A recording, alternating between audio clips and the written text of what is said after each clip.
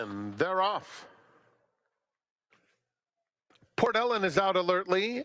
Monjica coming through along the inside, and they are joined by Corporal Violet, Annie's Joy fourth, Quarry Thunder in fifth. Free and Humble off the pace today, and Odessia is the trailer. Monjica, intent on getting to the front, sprints up, sets an honest tempo two. Port Ellen a length back second. Then Corporal Violet third, Annie's Joy on the fence in fourth. Quarry Thunder is fifth, 6 lengths off the leaders. Then Free and Humble and Odessia. Onto the backstretch, it's Monjica in front by a length, with Port Ellen second by 2. Corporal Violet just behind the top pair. Then it's Annie's Joy, Quarry Thunder, Free and Humble, Odessia. No change running order, less than a half mile to go. And Monjica to catch, leads at about a length still. Port Ellen has been in pursuit throughout. Then Corporal Violet and Annie's Joy in fourth. Quarry Thunder, Odessia inches up outside Free and Humble, who now trails, but they're covered by only 6 lengths heading to the quarter pole. It's Monjica in front of neck now to Port Ellen, who's trying her best to get by second. Annie's Joy right there in the thick of it, angling off the rail a bit. The gray is Odessia, fanning out very wide. On the inside, Free and Humble had to steady and alter course. Here's Corporal Violet, who's had a dream trip, up to take the lead outside of Port Ellen. 2 lengths clear of Annie's Joy in third, and Odessia, Corporal Violet, and Armando Aguilar, who handled this mare to perfection. Port Ellen was second. Photo for third, Odessia or Annie's Joy.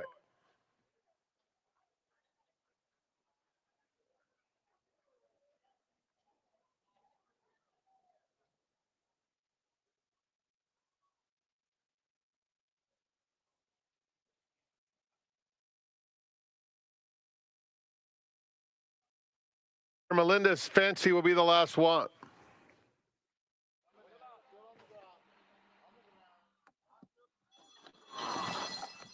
And they're off.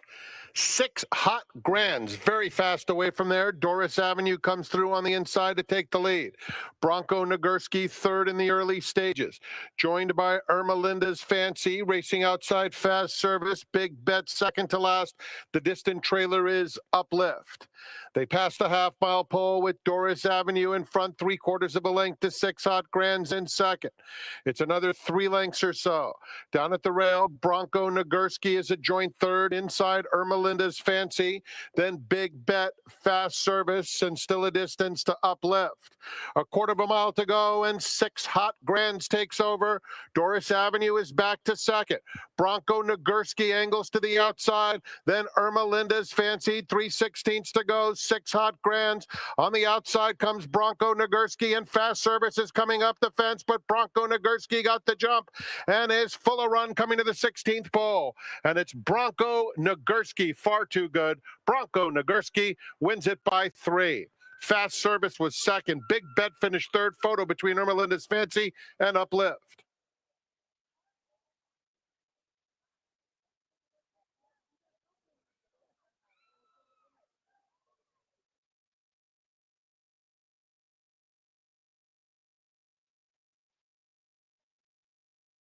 In the gate.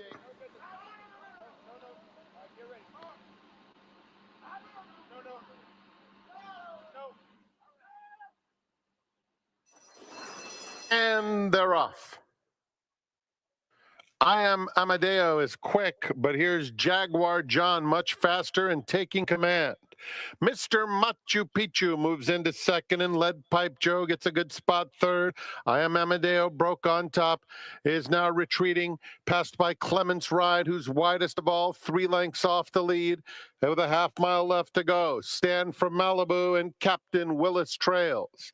It's Jaguar John into the far turn. Leading over Mr. Machu Picchu, Lead Pipe Joe still in hand, third, 2 lengths off the lead.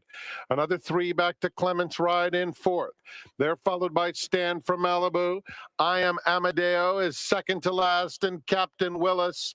They have 1/4 of a mile to go, and Kyle Frey now asking Lead Pipe Joe to get by this top pair. This top pair tough. It's Jaguar John and Mr. Machu Picchu at the 8th pole. Mr. Machu Picchu has taken the lead. Lead Pipe Joe is coming with his run now in the center. Mr. Machu Picchu or Lead Pipe Joe? Lead Pipe Joe, Mr. Machu Picchu. Lead Pipe Joe got there. A little bit of drama at 2-5, but he got the money. Mr. Machu Picchu was second. Battle for third between Clements Ryan and Jaguar John.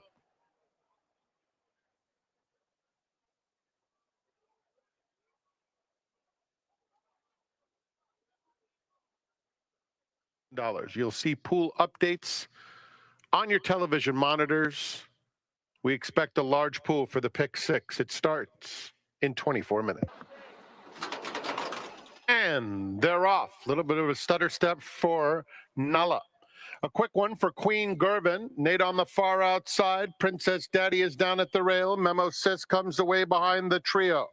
They're followed by Nala, who's fifth and 4 lengths off the lead, and another 3 to Full Moon Grazing.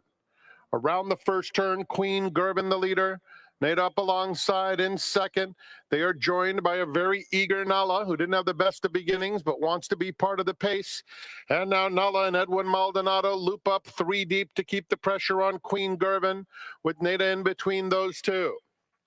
Then it's Princess Daddy. Memo Sis now moves up, takes fourth in the white colors. It's a big gap to Full Moon Grazing. They have a half mile left to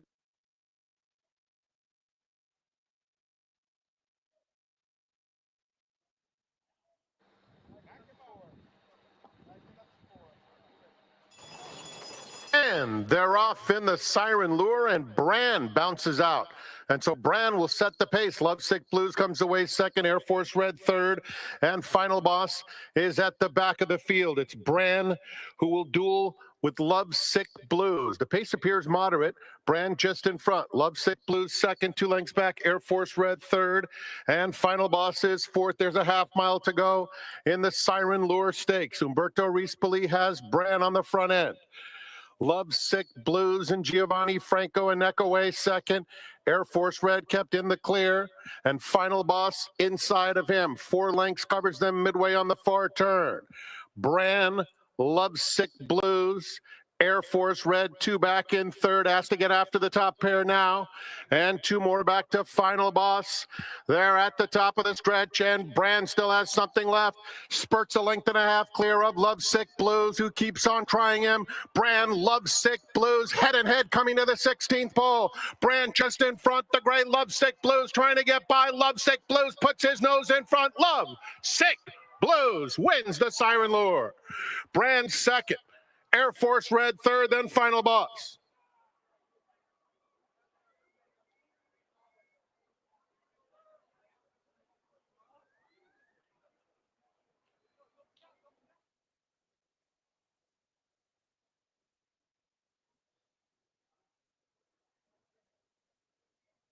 Next, race 6, late pick 4 starts with this event. And they're off. Southern Gentleman is very quick. His stablemate Sierra Silver comes through on the inside. These two head and head in the opening quarter mile. Legal Air is just off them in third, and they are followed by Cheever, who's throwing his head around, doesn't like that dirt in his face, and angles to the outside. Vasa is next, 6 lengths off Southern Gentleman, who blazes to the half-mile pole. Penalty Box moves through inside of him. Catch a Breeze, hard ridden, and last. Southern Gentleman takes him into the far turn, cruising along a length and a half. Legal Air in second, Sierra Silver in hand at the rail in third. He is followed by Cheever, who's fourth, 4 lengths off the pace. Vasa is next with 5 to make up. Penalty Box, a long way to Catch a Breeze. A quarter of a mile to go, and Southern Gentleman's been in control throughout. Heavily favored Sierra Silver tips off the rail to try and run him down. These two are 1-2 with a furlong left to go, and Cheever is running on 2. Coming to the 16th pole, Southern Gentleman maintains a comfortable lead on Sierra Silver, and it will be Southern Gentleman. Southern Gentleman scores at first asking under Drayden Van Dyke. Sierra Silver was second, Cheever finished third, then Vasa.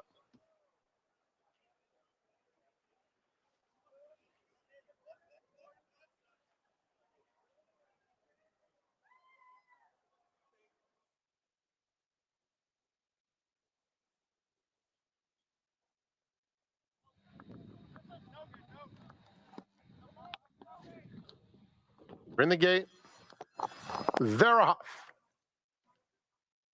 Petite Treat, Miss Mayor is showing plenty of early speed and in between horses, and then Lady of Sky on the outside. So Lady of Sky, Miss Mayor, and Petite Treat, the first three.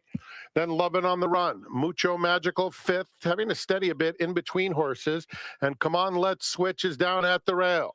They're followed by Misty Muppet. Lady Marianne is next, some 7 lengths off the lead, and 2 clear of Blue Fashion. Lady of Sky takes him into the far turn, leading with pressure coming on the outside.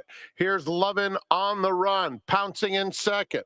Miss Mayor races third, a length and a half clear of Petite Treat, who's fourth. At the rail, Misty Muppet takes the 5th spot, 6 lengths off the lead with a quarter of a mile to go.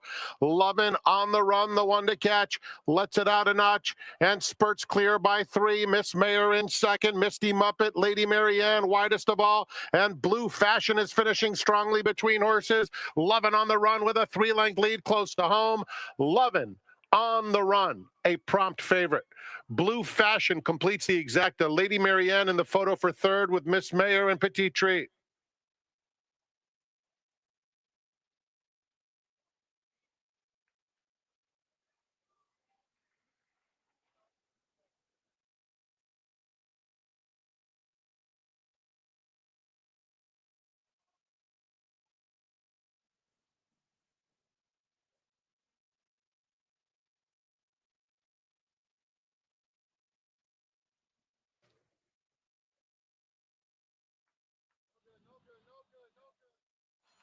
And they're off, and it was not a good start for my bucket list either. A very quick one for golf drama, and Don't Test Your Luck. Those two stride for stride, joined by Big Don Smiling on the outside. Here's Momo's Kiddo, and Red on Sunday is down at the rail. My bucket list is now steadying behind horses. He is giving his backers fits. Wicklow Hills is just outside of him. It's another 2 back to Bobby's Alibi, who's a half dozen clear of Naughty Nico and North Country Trails.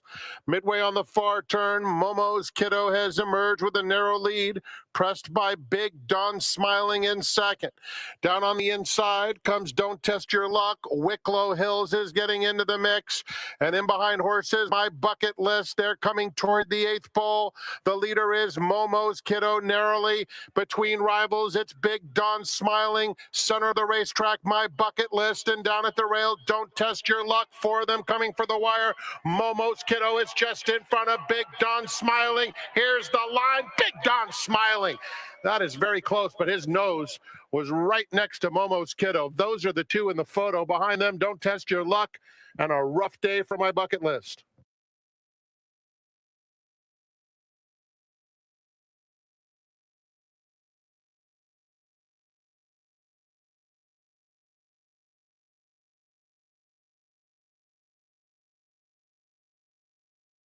Loaded quickly, and they're off. Moonlit Courage and Nicolina, the first 2 out of the gate. Guitar Girl comes away in third. They're joined by East Boca Kibitz, moving into contention rapidly on the far outside. Then It's a Friend of Mine, Don't Tell Our Wives, and inside of her, Insolenta. Losing the rider there was Perfect Smile. Perfect Smile lost the rider at the start. In the meantime, East Boca Kibitz has opened up a 4-length lead into the far turn, with Moonlit Courage now taking up the chase in second. Nicolina is hard-ridden in third, not responding at all. At the rail, A Friend of Mine is moving right into contention down at the rail as the favorite plummets toward the back of the field.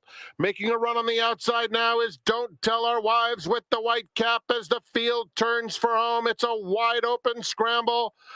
Inside the final 1/8 of a mile, Don't Tell Our Wives is coming to challenge A Friend of Mine. A Friend of Mine, Don't Tell Our Wives are head and head. Guitar Girl moves into third. Moonlit Courage is fourth. Don't Tell Our Wives or A Friend of Mine. A Friend of Mine and Don't Tell Our Wives. It is very, very close between those 2. In behind them, it was Guitar Girl in third, and another close photo between Insolenta and Moonlit Courage.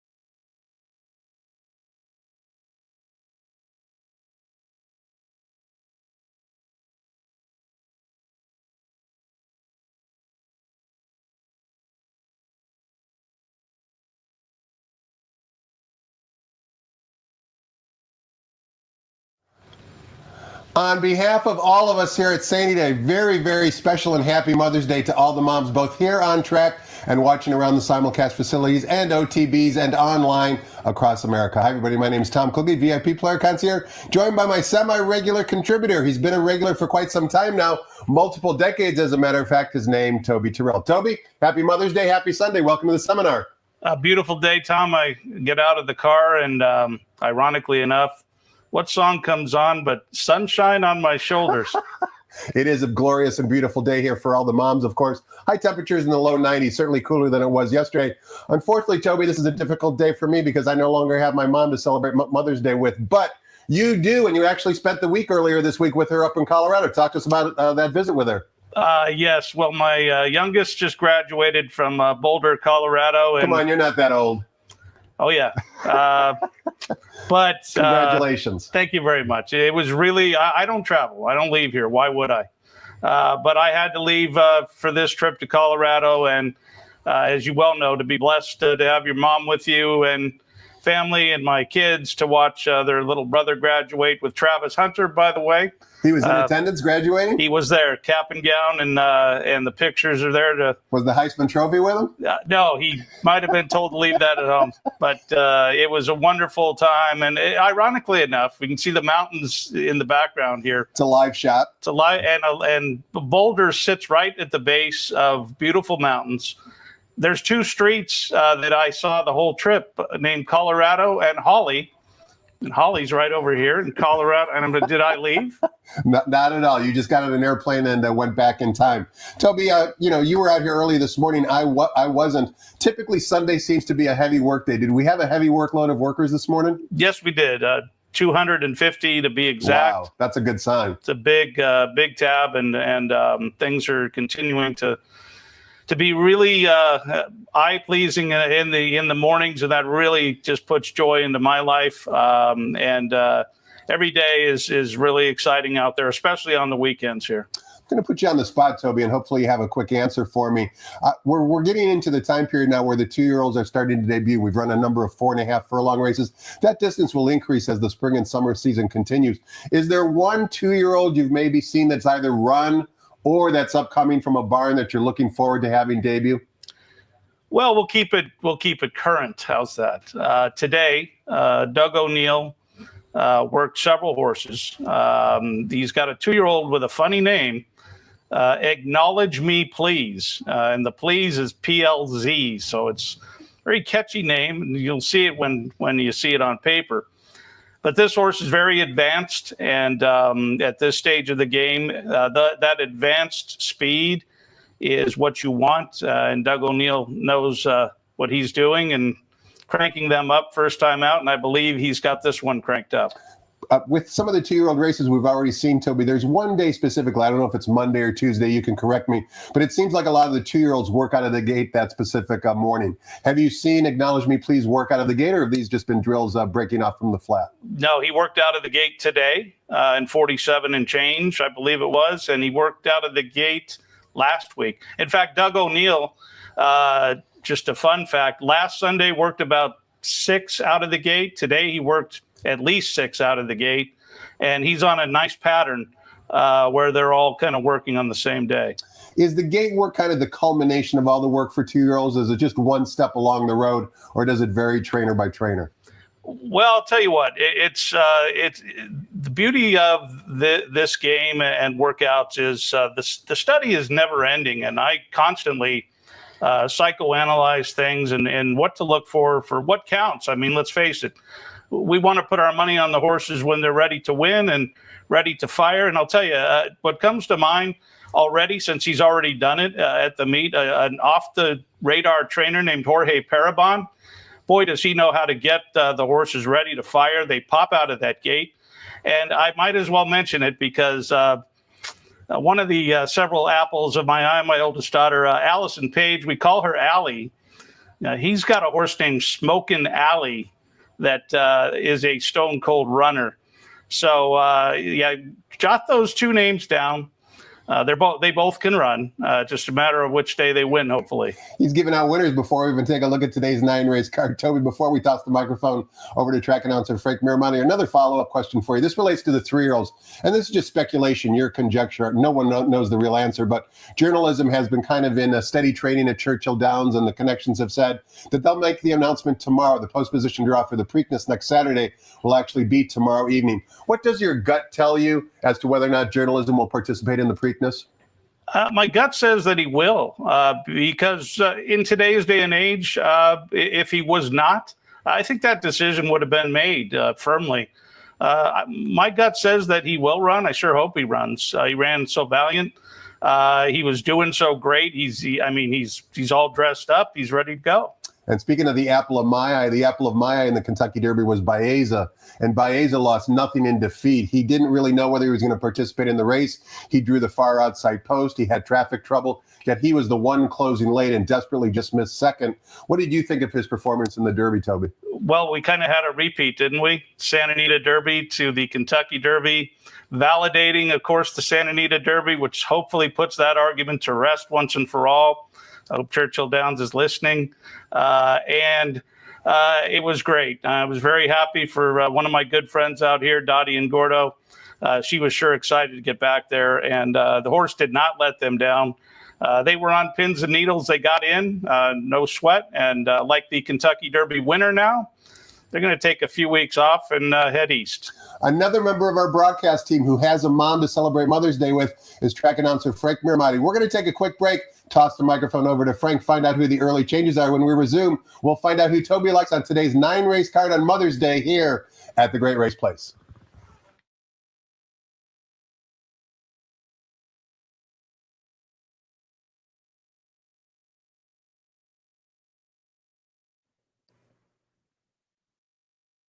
Happy Mother's Day to all the moms out there. Welcome to Santa Anita Park, the Great Race Place, where the track is fast and the turf is firm. Here are the early changes. Race 1 starts the early pick 5. Program scratch of the 4 Typhoon Tommy. Race 2 has some blinker notes and starts the early pick 4. Turning to the 3rd, there are no changes. Race 4, take out the 4. Dixie Blaze, and scratch number 6, prime number 4 and 6 are out of the 4th. And the 4th race starts the $2 pick 6. Race 5, scratch 5, smart code. All turf pick 3 on races 5, 7, 9, and the late pick 5, starting with the 5th. Blinker notes again in the 6th, start of the late pick 4. The 7th is the Cinema Stakes, start of the late pick 3. No changes.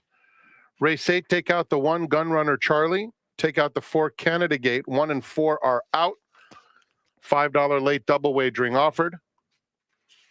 And in the 9th, scratch 6 Infamous Angel. Super high 5 wagering on the menu for race 9. Coast to coast pick 5 every Friday, Saturday, and Sunday. Today it starts with Gulfstream's 8th in about an hour and a half. Enjoy your day at the Great Race Place. Back to Quigley's Corner we go. His special guest today, you can find his work on CaseTheRace.com. You see him often on the seminar because he picks winners. Toby Turrell.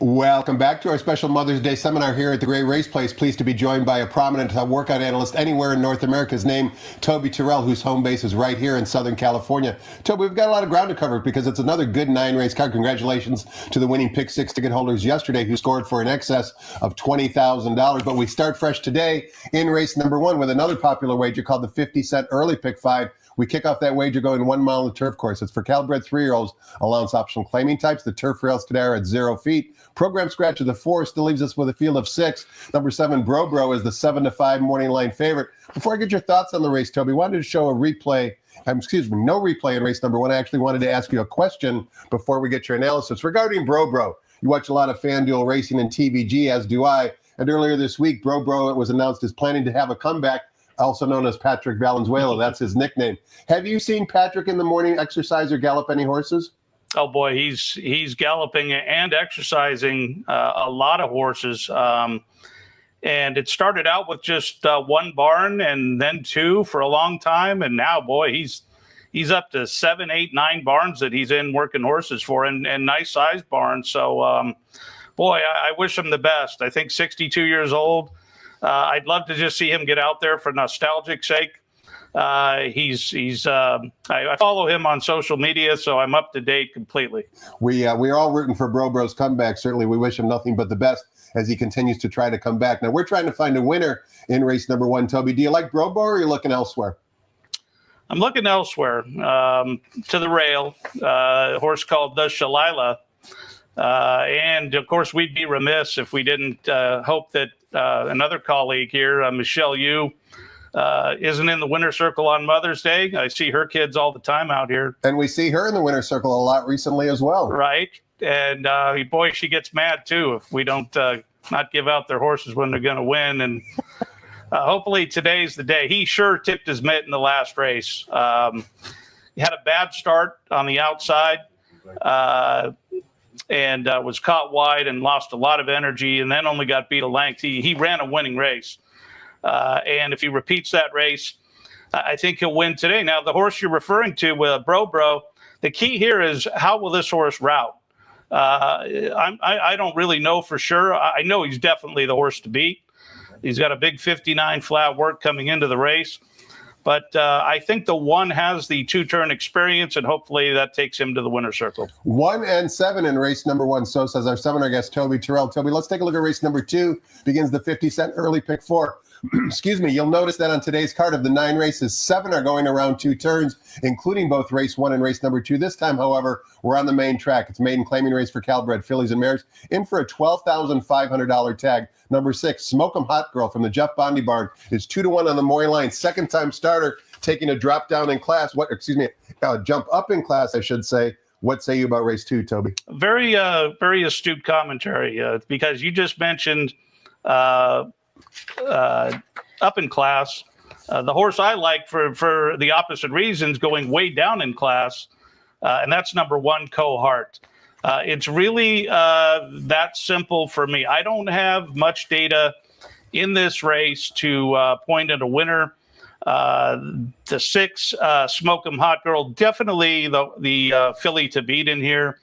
Ran a very game race, a very slow race, but a game race, and figures to improve. She is the horse to beat. But the X factor is the 1. And, there must have been a reason why Paula reached in there with her own money and claimed this filly to bring her out west. She ran a nice race the day they claimed her. And, hey, today, look at the class drop. Hopefully it's that easy. And good to see Billy Anton Georgie in the saddle for number 6, Smoke 'em Hot Girl. You'll remember in yesterday's nightcap, unfortunately, Billy Anton Georgie got unseated at the start of the race, but good to see him back in the saddle, and everything is okay. Race number 3, again, the 2-turn theme continues. 1 mile on the turf course for allowance optional claiming types, non-winners of 2 other than. We've got a field of 6. Number 3, Lamas, fresh off a victory, is the 2-1 morning line favorite. This is the race, Toby, where we want to watch a replay, because 4 of the 6 runners in this field exit the exact same race. That race was back on April 5th. It was the 12th race this particular afternoon. The runner that I want you to pay attention to is not only Lamas, the winner, but also the runner who's going to break from post position number 9. That would be Cathal. He's going to be in post position number 6 today. But for the purposes of watching this replay, watch the late run Cathal puts in. And again, as we listen to Frank Miramati describe the action back on April 5th, watch the runner breaking from post position number 9. And they're off. The slightest of bobbles for Covey, who did recover immediately and will vie for the lead, along with Genius Jimmy, who takes that front. Red Cross Knight now second, and Covey is just behind them in third. Man Among Men fourth, 4 lengths off the lead, followed by Hard Headed down at the rail. Lamas in the orange colors. Another 2 back to City Exile. Ion Rye is next. The 2 trailers are Irish Prophet, and at the back of the field is Cathal, close to 15 lengths, maybe more, front running Genius Jimmy. So it's Genius Jimmy pressed by Red Cross Knight onto the backstretch, with Covey 2 off the pace in third. They're followed by Man Among Men, racing in between horses. Lamas is down at the rail, and Hard Headed is in between those two. It's a gap of 4 back to City Exile, who races by himself. Irish Prophet is down along the inside. Eye on Rye is outside of that rival and past him now. And Cathal, still patiently handled, is the favorite as they move around the far turn. Genius Jimmy, Red Cross Knight, 1-2 the whole way. Behind them, Lamas is racing on the inside of Covey. That pair followed by Hard Headed. Man Among Men is next. Eye on Rye has to go very wide, trying to pick up some momentum. City Exile, Irish Prophet, and Cathal. They are at the top of the stretch. Lamas gets a hole through on the inside, and he's now coming after the leader, Genius Jimmy, whose lead is tenuous. City Exile is coming, and on the far outside, Eye on Rye, and here is Cathal from absolutely nowhere, but it's Lamas and Kyle Frey close to home, and Lamas, a beautiful trip. Toby, what makes turf racing so exciting are these blanket finishes. And as I mentioned, 4 of the 6 runners in today's third race exit that replay we just watched. And you can make a case for many of them, but you're going to make a case for number 6, Cathal, not only off that replay, but also because of a most recent work since that replay we just watched. This was a work on the training track back in the morning of May 2nd. And that's our friend Cathal trailing the work made in front. Cathal's going to wind up on the outside. You can see out finishes his workmate based upon the time. This was a really nice, impressive visual workout. Well, there was a lot accomplished in here. Number one, the target, Kitty Katana. This is a horse that Cathal is supposed to pass and pass the right way, if you will. Now, look at the fact that the rider could have passed her already. You can see the good hold on Cathal and kind of pushing Kitty to keep pace before they hit the stretch. Now look at the button get pushed right here. And this is perfection because it's not only the ground the horse made up, it's the way he did it here. He's absolutely full of run. Look at the tight hold. And in a live version of this work, I really did a double take because this is kind of a steady runner. He looked like he had a burst here, and look at the tight hold all the way under the wire. The energy is there. Everything's there you want to see for today, hopefully. 3-1 on the morning line based upon the replay and based upon the workout we just saw. It's no surprise that you like a Cathal on top, but you also like number 3, Lamas, who we saw emerge victorious in that common race. Got a lot of respect for Lamas. What a racehorse. Trained very strongly into that race. That was Santa Anita Derby Day, by the way, and ran a valiant race. Big pace that he carved out and still was able to hold off that wall of horses. Now, today's pace will be just as lively, if not even hotter, because Genius Jimmy, the horse that showed all the speed that day, is right back in the race. We go from a 10-horse field to a 6-horse field for Cathal. I think that's going to be a game changer. And look at the jockey here. Juan Hernandez climbs into the saddle. So 6 and 3 here in race 3. Race number 4 begins the $2 pick 6 sequence on today's 9-race card. And we kick things off sprinting 5.5 furlongs on the main track. It's for maiden claiming restricted fillies and mares in for an $8,000 claiming tag. There's a program scratch of the 4, Dixie Blaze. Also take out of the race number 6, Prime Number. Leaves us with a field of 6. One of the droppers, number 8, Miss Michelada, is the even money favorite. Can you beat the favorite in race 4, or is it a free bingo square, Toby? Well, I hope it's a free bingo square. It sure looks like one. Again, we talked about the drop in class earlier here in race 2. We're going to come right back in a big way, and that's why this filly is even money. Big drop in class. She's got the speed. She's outside, beautiful outside draw, so nothing really should happen to inhibit her speed. The 2 might be a little quicker. That's why I picked her second, just on the quickness alone. I hope this race is all one up on the lead. I think Miss Michelada has by far the superior kick. Showed that on April 4th. Now, why would they drop the filly if she ran so good there April 4th? My answer to that is she's 4 years old, so she's almost 4.5 now. So I think the connections, including Steve Knapp, a part owner, they're ready to try to get this filly to the winner's circle. Now or never time, so says Toby Turrell for the morning line favorite at even money, number 8, Miss Michelada. Race number 5 begins 2 popular wagers, both the 50-cent late pick 5 as well as the $3 all turf pick 3 with a reduced 15% takeout. We're traveling 1 mile the turf course. It's for starter optional claiming type. Scratch the original morning line favorite. Number 5, Smart Code, has been taken out of the race. Leaves us with a field of 7. Likely a new revised morning line favorite will be number 4, Anon. Before we get your thoughts on the race, Toby, you wanted to show a workout for the Phil D'Amato trainee. Number 7, Lewis the Champ, going to be a second-time starter here in Southern California. This drill we're looking at was a team drill on May 4th. Lewis the Champ is down on the inside. What caught your eye about this workout? Well, you can see it right there. The horse is under a stranglehold on the rail, and this is the first time I've seen her jump into the bridle like this. And he's had many, many works locally. This is the first time he jumped in and had that abundance of early speed and desire. You love to see that. And to me, that shows he has been switched on by his trainer, Phil D'Amato. The rider's still sitting still, and he's best of this team drill. You can see the pressure on the outside on Uncle Happy. You can see the rider sitting still on Lois the Champ. Comes up there, puts that head in front. And it's, again, like I said with Cathal, it's all here in this workout. This horse actually ran way better than I thought he would run in his local debut. It looks to me like he's just getting ready. I mean, that's all there is to it. Let Seamus Go has been a kind of a morning glory, but he got his just reward by winning convincingly for Brian Corner to break that maiden in style. We'll see how he can do moving up against winners today. Going to be a tough task for him, but I know he's fit and ready. If nothing else, we'll see how he runs at a big price. Race number 6 is where Toby Turrell's best bet of the day resides, and we kick off race 6 with the 50-cent late pick 4, traveling 1 mile on the main track. $16,000 is the claiming tag. Number 3, Atomic Drop, is the 2-1 morning line favorite from the Jeff Mullins barn. However, that is not your best bet on the card. Do tell us who it is and why. Well, it's number 7, Manchild. And as far as the why goes, I would say just because of the fact that I went back race by race on this horse's formulator lines for me. This horse has been working in razor sharp fashion, believe it or not, all the way back to mid-December. And that is phenomenal. For this horse to race and work out like that between races for this long is quite an accomplishment in its own right. Last time out, he did not have the trip. He was kind of in between, tight spot, trying to press the pace. I think he is dead fit.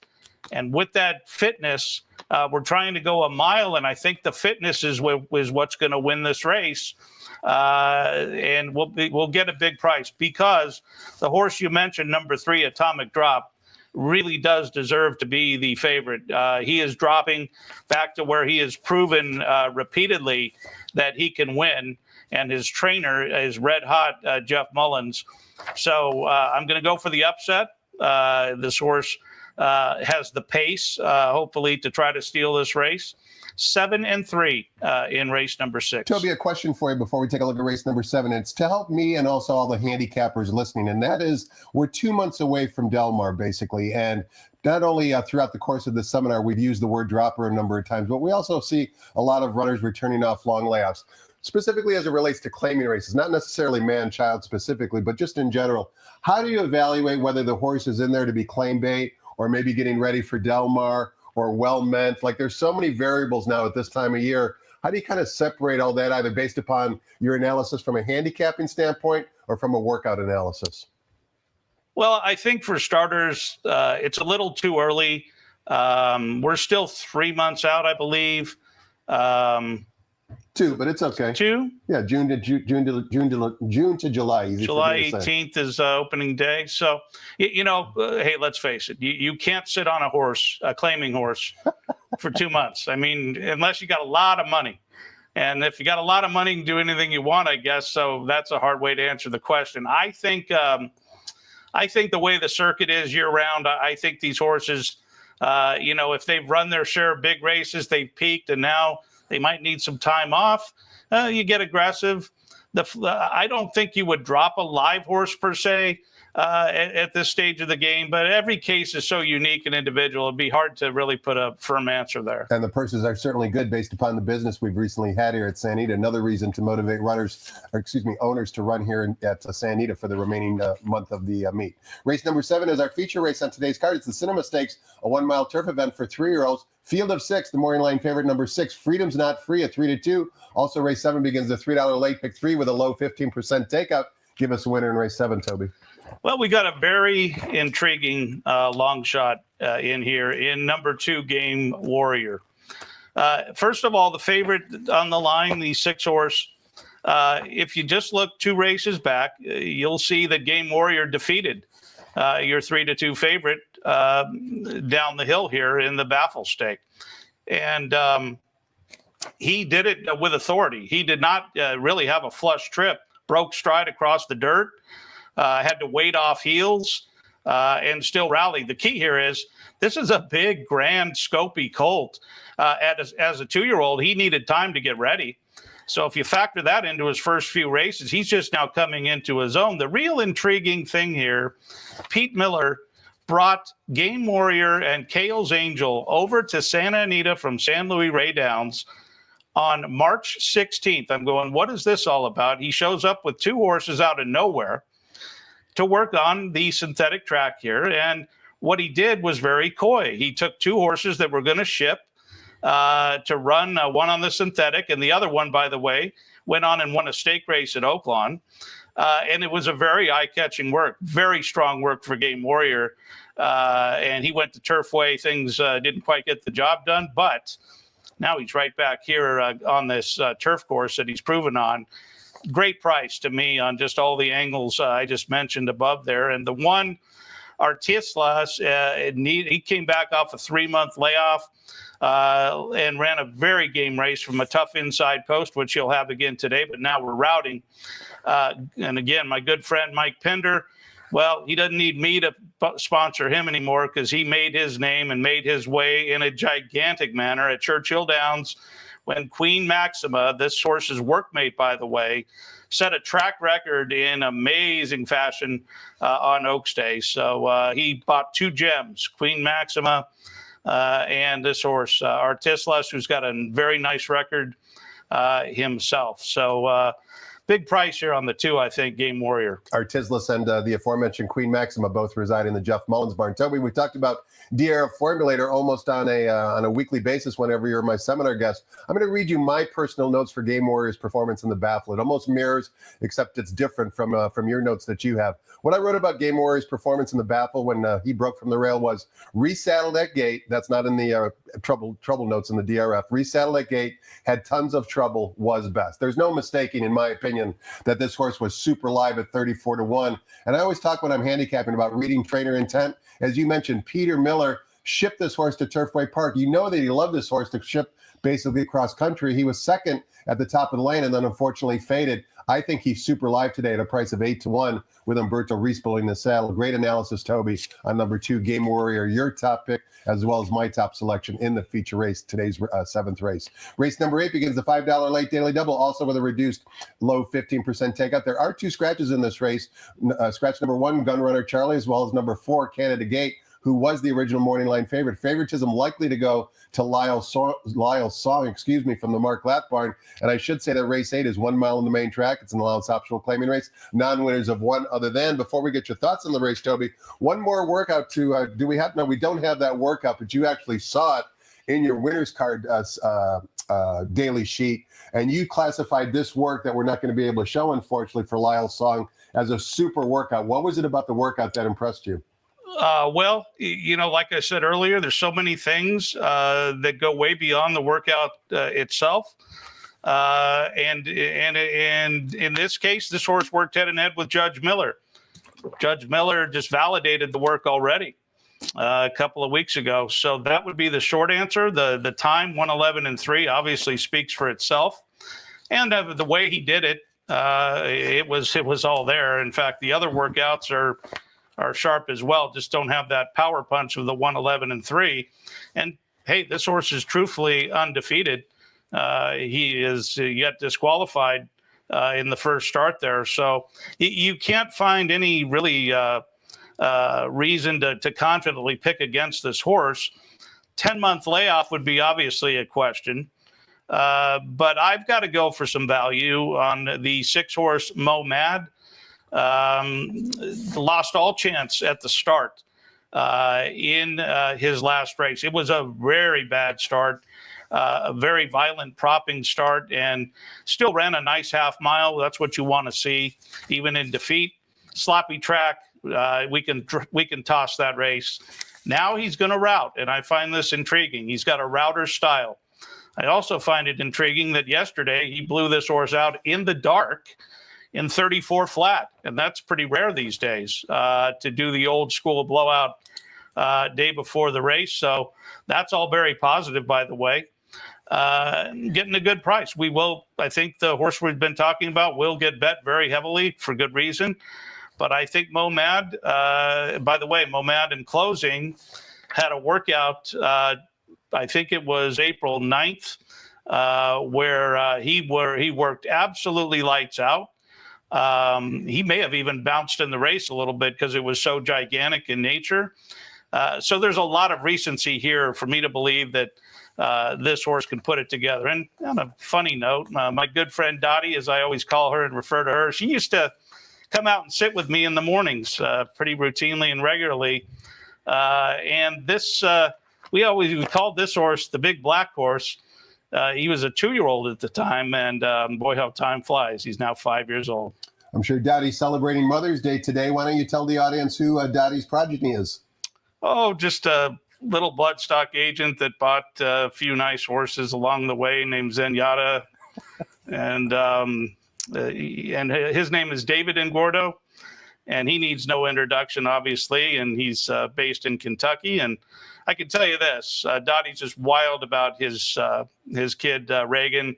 They've named horses after her, and it just brings a glee to her eye whenever the granddaughter comes into town, and they get to march right over to the mall here, and she gets her pick of probably any store in the place. It's a family affair here at Santa Anita, that's for sure. We close out the day and we close out the week in race number 9, offering $1 super high five wagering. And in race 9, we're sprinting 6 furlongs in the turf course for Calbred, allowance optional claiming types, non-winners of one other than. There is one scratch. Scratch the 6 in Infamous Angel. It leaves us with a field of 8. The morning line favorite down on the rail, number 1, Smiling Beast, who is 3-1 on the morning line. Smiling Beast is one of four of 8 runners in this particular field to exit the race back on April 5th.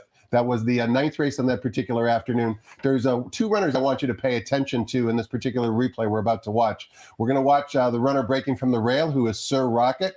And we're also going to watch number 4, the runner breaking from post position number 4. That's number 9 in today's card, Uncle Chili. So let's listen to Frank Miramati describe the action and watch the runners breaking from post positions number 1 and number 4 who are competing in today's 9th race.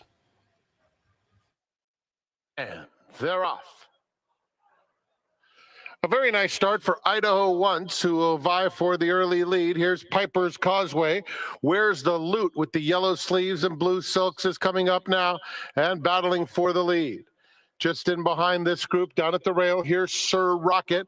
Sir Rocket all the way up to now Battle for Command. Uncle Chili is just behind these runners. Down on the inside comes Cousin Richie as they go past a half-mile pole. It's Piper's Causeway on the outside and Sir Rocket with Where's the Loot just outside of that pair moving down the hill. Just in behind them, Private Gem is close up. On the outside, Idaho Once is only 2.5 lengths or so off the lead. Down on the inside comes Uncle Chili with Chrome Flash racing in between horses.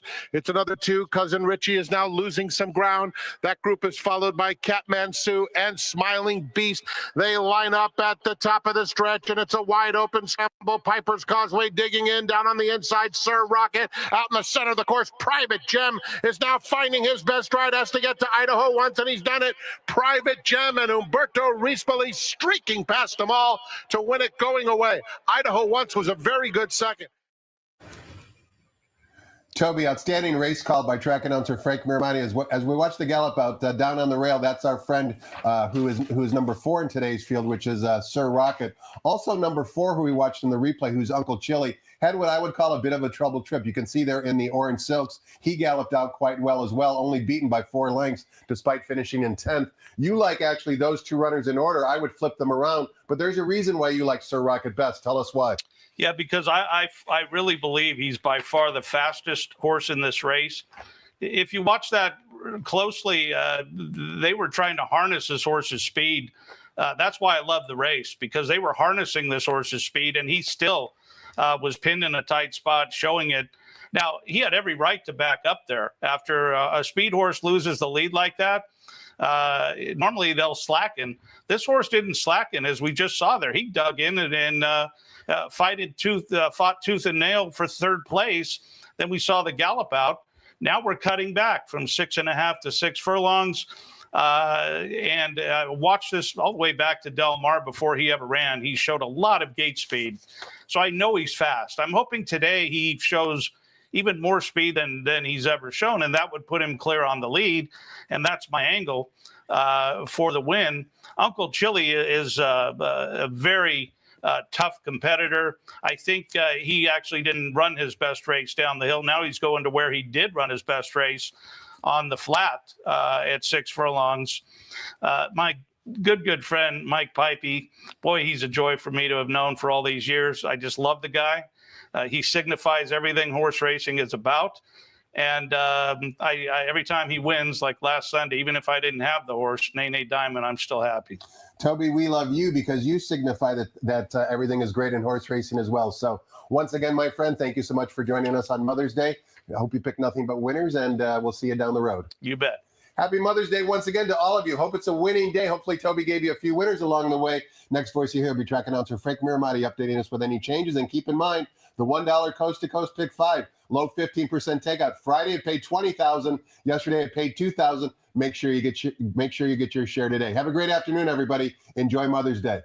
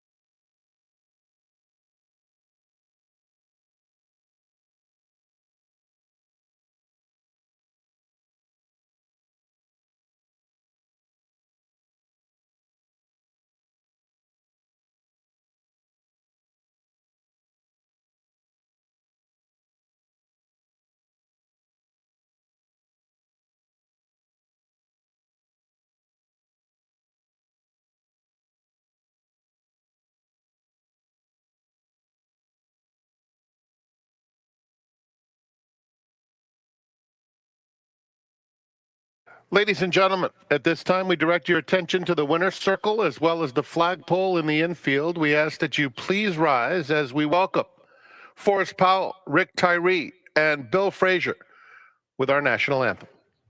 1, 2.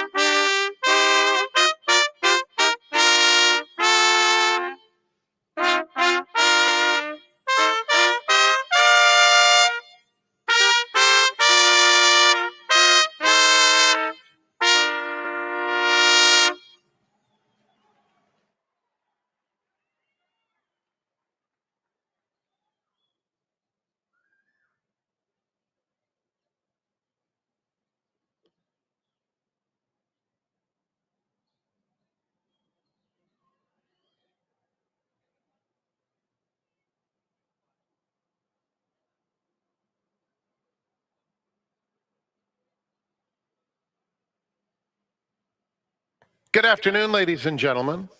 Happy Mother's Day, and welcome to Santa Anita Park, the great race place. The track conditions are brought to you by John Deere. The main track is fast and the turf is firm. Rail on the turf is at 0 feet. Here are the changes. Race 1, program scratch of number 4. In the second race, we have some blinker notes. Blinker notes in race 3. Fourth race, program scratch of number 4, Dixie Blaze. Scratch number 6, prime number. In the fifth, scratch number 5, Smart Code. Smart Code is out. By the way, the fourth race starts to pick 6.